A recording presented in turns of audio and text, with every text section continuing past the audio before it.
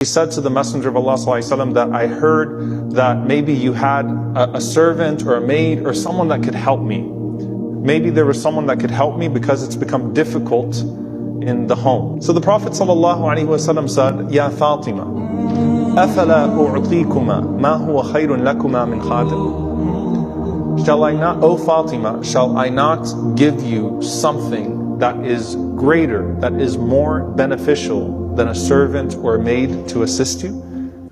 So they both said, of course. Now the thinking was that maybe he's going to give, he's going to find a way to have multiple maids or multiple servants to help them out. But the Prophet ﷺ is about to make this situation really good for them, right? The Prophet ﷺ instead said, when you go to sleep, say Subhanallah 33 times, just to glorify God. So say Subhanallah 33 times.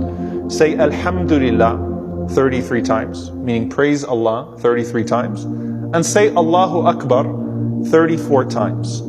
Okay? That God is greatest 34 times. So glorify Him 33 times, praise Him 33 times, and declare His greatness 34 times, which would make 100.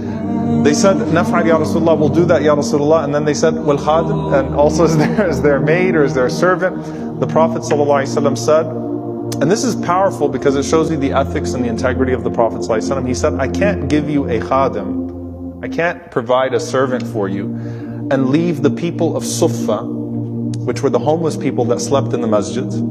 Okay, so the masjid had homeless people, those Ahl al-Suffah, the people that slept in the back of the masjid. He said, I can't leave them and the orphans from the battle of Badr empty-handed.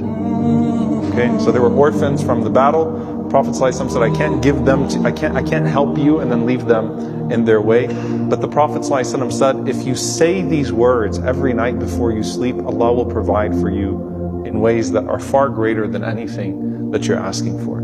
Ali radiallahu ta'ala anhu said that I never missed, there was not a single night that I did not say those words after that. Subhanallah 33 times, Alhamdulillah 33 times, Allahu Akbar 34 times. And he said, I swear by Allah that we were increased in strength and sustenance, and we never felt like we needed a khadim or needed a maid or a servant after that. That Allah had enriched us in this situation or gave us the strength so that we didn't need anything after that.